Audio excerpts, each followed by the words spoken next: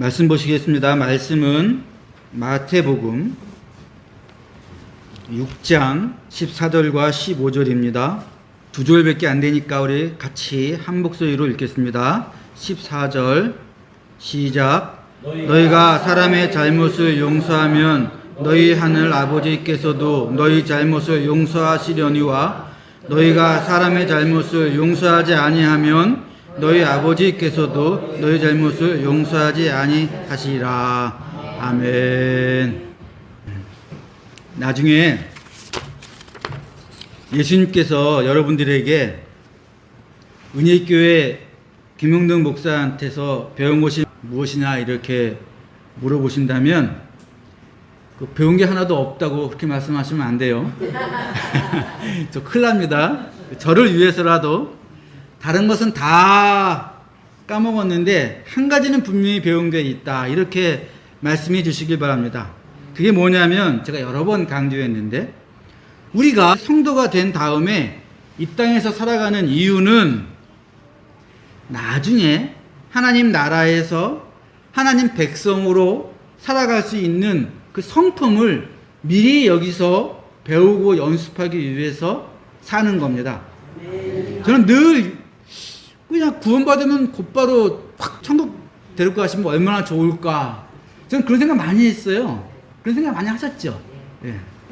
근데 제가 나중에 알았죠. 야, 여기서 그 나라에서 살 만한 성품을 연습시키지 않고는 우리를 데려가지 않습니다.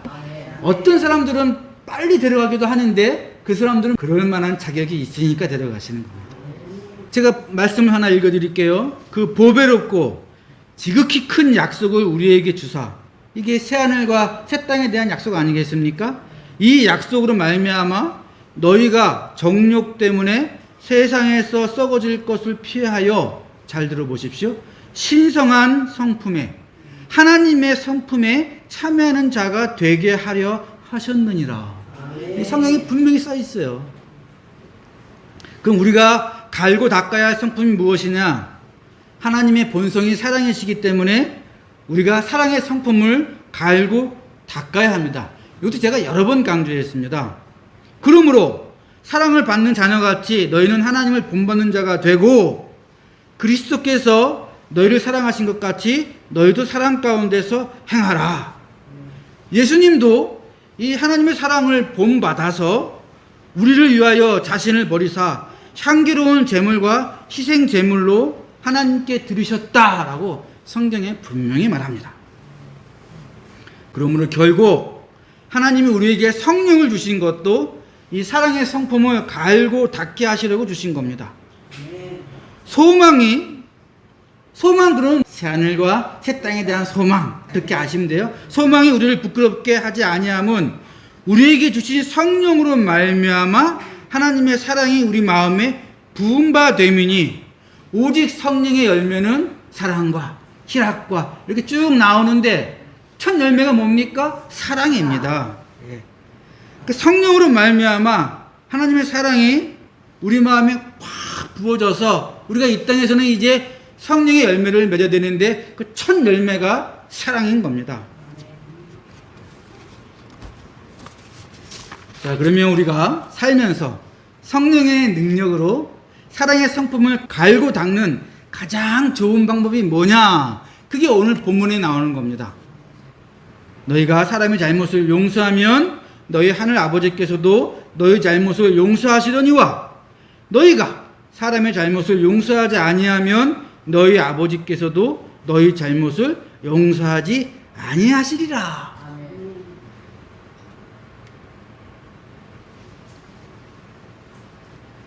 그 1994년도에 미국에서 월드컵 축구가 있었습니다. 그때 다른 것은 기억나지 않는데 한 가지 기억나는 것은 그때 이게 아시아권에서 1위, 2위만 월드컵에 나가는데 그때 1위는 사우디아라비아였고 2위가 일본이었어요. 우리가 3위였는데 마지막 경기에서 일본이 이라크를 2대1로 이기고 있었습니다. 그러니까 우리는 떨어진 거였죠, 완전히.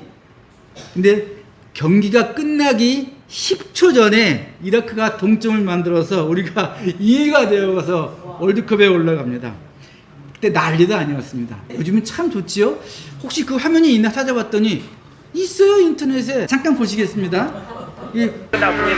일본이 이렇게 이기고 있던 상황. 경기 종료 10초를 남기고 이렇게 동점골이 터진 것이다.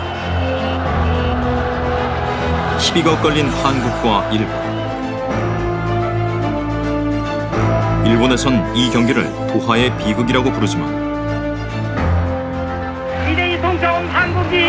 한국은 도하의 기적으로 불리는 이 경기로 4번째 월드컵 본선 진출을 확정짓는다. 기억나시죠? 지금 보시니까 난리가 아니었어요 그때. 그러고 나서 1994년도에 미국에서 6월 7월 달에 월드컵이 열려서 전 세계가 그때 지금보다 훨씬 월드컵이 아주 그냥 큰 경기여서 우리나라는 난리가 아니었습니다.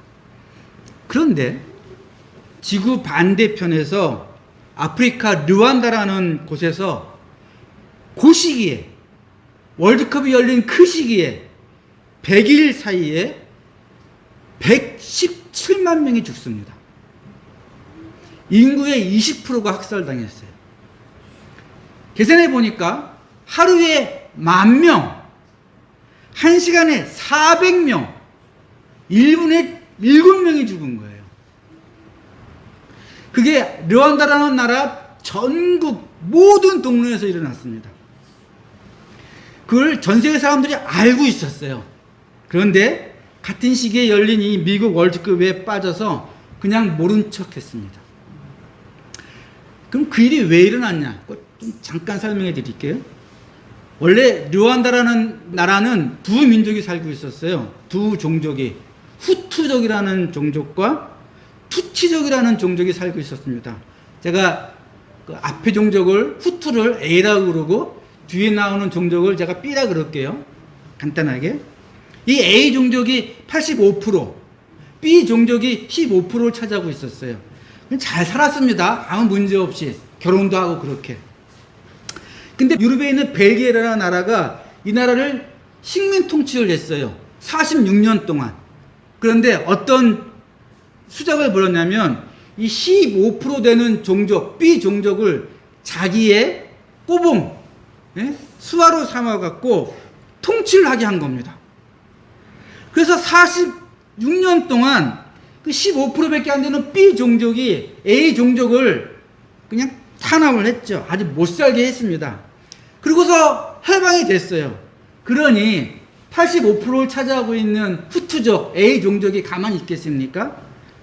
그냥 얼마 되지도 않는 게 우리를 46년 동안 핍박을 했으니까 아예 박살을 낸 겁니다. 그래서 다 옆 나라로 도망갔어요. 그래도 46년간 해먹이 있으니까 옆 나라로 도망가서 군대를 조직해가지고 이 A 종족과 싸웁니다. 내전을 벌려요. 그렇게 31년을 싸우다가 1993년도에 휴전을 하고, 그때 대통령이 훌륭한 사람이었어요. 이러면 큰일 난다 해가지고 휴전을 하고 다들 돌아와 살아라. 우리 이제 전쟁 안 하겠다 하고 협정을 맺습니다. 그런데 이 협정에, 이 평화협정에 불만을 품은 나쁜 놈들이 있었어요. 이 투치족, 이 B종족은 다 죽여야 된다는 거야. 그래서 월드컵이 있던 1994년도에 이 대통령이 외국 순방을 갔다가 돌아오는데 그 비행기를 향하여 미사일을 쏩니다. 이놈들이. 그래서 대통령이 죽어요. 그러고 나서 이놈들이 라디오하고 텔레비에 나와서 뭐라 그러는지 아십니까?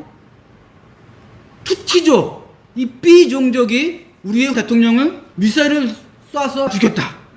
지금 당장 옆에 이 투치족이 있으면 다 죽여라라고 라디오하고 TV에서 방송을 합니다. 그리고서 동네마다 긴 칼을 나눠줘요. 이게 무슨 칼이냐면, 여러분 가끔 트레이 보시면 그 정글 지나갈 때 길이 안 보이니까 긴 칼로 이렇게 풀가고 나무 치잖아요. 마체테라는 칼인데 이게 르완다에서는 농기구 같은 거였어요. 이게 없으면 길을 못 여니까. 근데 이걸 동네마다 다 나눠줍니다. 그래서 100일 동안 하루에 10,000명씩, 1시간에 400명씩, 1분에 7명씩 보이는 족족 자기 아내를, 자기가 어제까지 가르치던 초등학생을, 그래서 이 B종족, 투치족의 70%가 죽었습니다. 요 100일 사이에. 이 끔찍한 사태가, 이 학살이 어떻게 끝났냐면, 전 세계가 월드컵에 빠져서 알고 있으면서도 손을 안 댔어요. 한 투치족 사람이 옆나라 우간다에서 군대 장군을 하고 있었습니다. 이 사람이 원래 르완다 B종족인데 유능하고 똑똑하니까 우간다 정부가 이 사람을 들어 써가지고 자기네 나라 군대 장군을 만든 겁니다. 그런데 이 사람이 자기네 종족이 학살을 당하니까 그 우간다에 있던 그 투치족 반군들을 이렇게 주섬주섬 모아가지고 르완다로 쳐들어갑니다. 그래서 수도를 점령해요. 그러자 전쟁이 끝납니다. 그게 100일이 걸린 거예요. 그게. 이 사람이 수도를 점령하고 겨우 그 학살을 끝냈는데 이미 70%는 죽은 상태야. 월드컵이 7월 18일에 끝났는데 같은 날 우연히도 르완다에서도 학살이 끝납니다.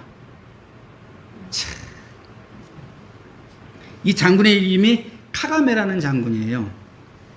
이 사람이 이제 르완다 정권을 잡았겠죠? 예, 군대도 있습니다. 그러면 어떻게 했겠습니까? 이미 자기 족속 투치족은 70%가 죽었어. 학살을 당했어. 이때 카가메라는 장군이 전국 각 마을에 동네마다 인민재판을 열게 합니다. 그래서 복수를 하게 한 게 아니라 서로 용서하게 합니다. 절대로 A종족, 후투족을 사적으로 보복을 금지하고 인민재판소에 나와서 자기 죄를 자복하고 진심으로 용서를 구하면 지역사회 봉사를 하게 하거나 피해자의 집에, 그 사람이 죽었을 거 아닙니까? 그 집에 가서 일로 보상하게 하거나 돈이 좀 있으면 소나 양으로 보상하게 하고 다 용서해 줬습니다. 그래서 이제 30년이 지났지 않습니까? 그게 94년도에 일어난 일이고 오늘 30년이 지났는데 지금 이 나라가 어떤 나라가 됐느냐? 이 르완다는 아프리카의 스위스, 아프리카의 싱가포르라고 불리고 있습니다. 한동안 우리나라 새마을운동을 배워가서 자기 나라 발전에 써먹었어요. 지금은 아프리카 내에서 가장 치안이 안전하고 깨끗하고 특히 IT 기술이 가장 발달한 나라라고 불립니다. 얼마 전에 바로 그 옆에 또 콩고라는 나라가 있는데 땅덩어리 규모가 80배가 더 커요. 그 나라하고 분쟁이 있었거든요. 콩고를 묵살을 냈습니다. 80배가 더 큰 나라를. 근데 한번 생각해 보십시오. 그때 만약 복수하고 원한을 보복하겠다고 했으면 어떻게 됐겠습니까? 아마 이 르완다라는 나라는 지구상에서 없어졌을 겁니다. 근데 보복하지 않고 용서함으로 완전히 파괴된 나라가 30년 만에 아프리카에서 떠오르는 샛별이 되었습니다. 요즘 우리나라가 지난 일주일간 대통령이 자기를 잡아 죽이려고 했던 검사들, 이 검사들이 없는 죄도 거짓으로 만들어서 대통령을 잡아 넣으려고 했는데 이 검사들을 처벌하기는커녕 도리어 승진시키고 높은 자리를 줘서 일주일 동안 내내 시끄러웠습니다. 저 나쁜 놈들 검사 옷 벗게 하고 책임을 물려서 감옥에 들어가게 해야지 왜 그러고 있냐고 난리가 났어요. 저는 용서하는 게 맞다고 봅니다. 그런 사람들 다 복수하고 보복하고 잡아 족치면 원한이 원한을 만들고 복수가 또 복수를 만들어서 결국에는 다 같이 멸망하고 더 큰 죄악밖에 남는 게 없습니다. 이렇게 되면 나중에 이기는 건 마귀밖에 없어요. 여러분 올드보이라는 영화 아시죠?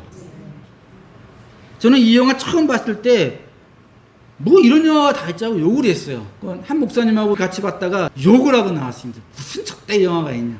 근데 나중에 알고 보니까 그 영화가 세계적인 칸 영화제에서 상을 받고 2000년 이후에 나온 100대 영화 중에서 20위 안에 들어갑니다. 여러분 1년에 전 세계에서 만들어진 영화 편수가 10,000편이래요. 10,000편. 그러니까 25년 동안 25만 편이 만들어졌는데 그 중에서 올드보이가 20위 안에 들어갑니다. 대단한 영화라는 걸 제가 알았어요. 넷플릭스에 있어요? 다시 봤죠? 이 영화가 어떤 영화인지 제가 좀 알았어요.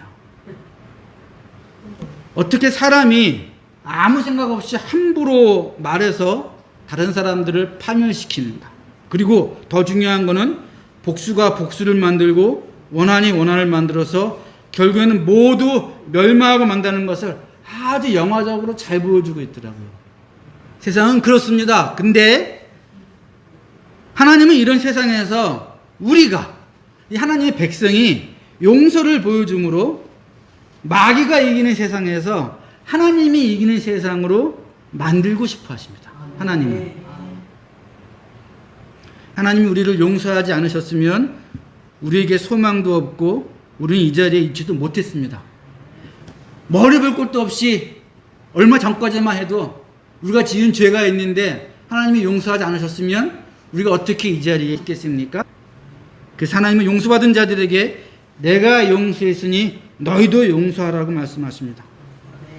서로 친절하게 하며 불쌍히 여기며 서로 용서하기를 하나님이 그리스도 안에서 너희를 용서하심 같이 하라. 그리고 용서가 세상에 평화를 만든다고 성경은 분명히 이야기합니다. 누가 누구에게 불만이 있거든 서로 용납하여 피차 용서하되 주께서 너희를 용서하신 것 같이 너희도 그리하고 이 모든 것 위에 사랑을 더하라. 이는 온전하게 매는 띠니라. 그리스도의 평강이 너희 마음을 주장하게 하라. 용서가 평강이 온다는 거예요. 너희는 평강을 위하여 한 몸으로 부르심을 받았느니라. 개인이든 나라든 용서 없이는 진정한 치유나 화합이나 특별히 평화는 없습니다. 이 르완다 예는요, 세계적으로 용서와 화합의 가장 극적인 예가 되어가지고 지금도 모든 세계 사람들이 경이로운 일이다 라고 얘기하고 있습니다. 정말 경이로운 일이죠. 게다가 우리나라 대통령도 마찬가지예요. 개인적인 감정을 넘어 이 나라를 언제까지 치고 맞고 하겠냐, 둘이 갈라져가지고. 그래서 화합과 평화를 이끌려고 자기를 잡아 족치려고 했던 반대 세력마저 품어주자. 이게 올바른 거예요. 아니, 잡아 죽이지 뭐하고 있냐라고 경기를 일으키는데 그게 틀린 거고, 용서해 주는 게 맞는 겁니다. 이 보복과 복수의 고리를 끊어야 돼요. 이 고리를 안 끊으면 나중에 마귀만 이기는 겁니다. 그런데 하나님은 우리 성도가 이 세상에서 바로 그런 평가를 받기를 원합니다. 뭐야? 어떻게 저럴 수 있지? 우리한테 그걸 바라시는 거예요. 여러분, 용서는 나약함이나 패배가 아니에요. 정반대로 용서는 하나님의 권능이며 하나님 나라의 원리입니다. 하나님이 용서의 권능으로 이 세계를 구원하시고 전 우주를 구원하셨습니다. 예수님이 십자가에 돌아가실 때 아버지 저들을 용서하여 주옵소서 자기들이 하는 것을 알지 못함이니이다. 이렇게 세상을 용서하셨기에 부활하신 겁니다. 그럼 우리가 용서할 때는 기억하세요. 하나님의 힘으로 성령의 권능으로 용서하는 겁니다. 제가 이거 묵상하면서 회개를 많이 했습니다. 제가 몇 가지 예를 한번 들어볼게요. 여러분, 싸웠거나 오해가 생겼으면 먼저 연락하거나 먼저 찾아가서 대화하고 사과하는 게 그게 성령의 권능입니다. 그게 성령의 권능입니다.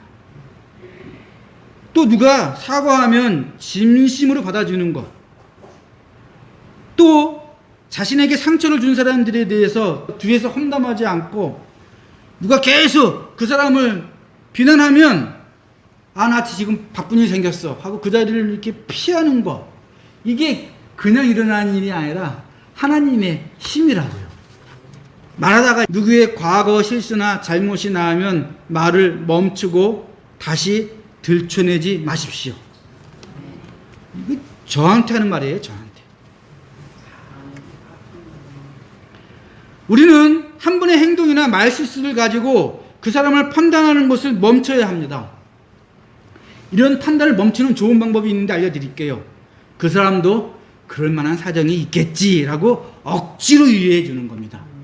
그게 안 돼요, 우리 힘으로. 그게 한다면 그게 성령의 권능이라고요. 지금까지 나하고 안 맞아 라고 생각한 사람이 있으면 먼저 커피 한 잔 사주시고 말문을 트십시오. 그리고 무조건 칭찬해 주세요. 그게 용서하는 겁니다. 안부 문자 먼저 보내시고, 안부 문자 오면 씹지 말고 좀 친절하게 길게 대답해 주십시오. 귀찮더라도. 그게 화해고 화평인 겁니다. 미운 사람 떡 하나 더 준다고 미운 사람 밥 사주세요. 밥 같이 먹는 게 용서인 겁니다. 이게 왜 중요하냐면 이렇게 남을 용서해야 나 자신도 용서할 수 있다고요. 사람이 자기 자신을 용서하지 못하기 때문에 자신이 과거에 했던 실수를 용서하지 못하고 자신이 과거에 했던 그 실패를 용서하지 못하니까 그래서 우울증에 빠지고 무기력증에 빠지고 마귀의 그 시험에 빠지는 겁니다. 제가 분명히 말씀드릴게요. 우리는 용서하지 못할 권리가 없어요. 하나님이 이미 우리를 용서하셨기 때문에 우리는 남이든 나 자신이든 용서해야 됩니다. 이런 모든 용서의 행동이 사소한 것 같아도 이게 사소한 게 아니에요. 이런 사소하게 보이는 이런 행동 하나하나가 다 하나님의 힘으로 성령의 권능으로 이루어지는 겁니다. 이렇게 용서할 때마다 하나님의 힘과 성령의 권능으로 용서하는데 어떻게 그곳에 화평과 평화가 없겠습니까? 우리가 르완다에서 보았듯이 화해가 있고 화평이 일어나야 그 다음에 하나님의 기적이 일어나는 겁니다. 기적을 바라십니까? 먼저 여기에 하나님의 화평과 화해가 있어야지요. 우리가 서로 용서함으로. 가정에서 용서할 사람 많죠? 용서 받아야 될 사람 많죠? 용서 받아야 될 분에게 먼저 이렇게 용서를 청하는 것, 그게 용서하는 겁니다, 여러분. 그 자체가 하나님의 능력이에요. 그래야 나 자신도 용서할 수 있습니다. 나 자신도. 이렇게 용서함으로 가정과 우리 교회에 화평과 평화가 있기를 바랍니다. 그리고 화평과 평화가 있는 곳에 그 다음 수순으로 하나님의 섭리로 인한 기적이 일어나는 겁니다. 기도하시겠습니다.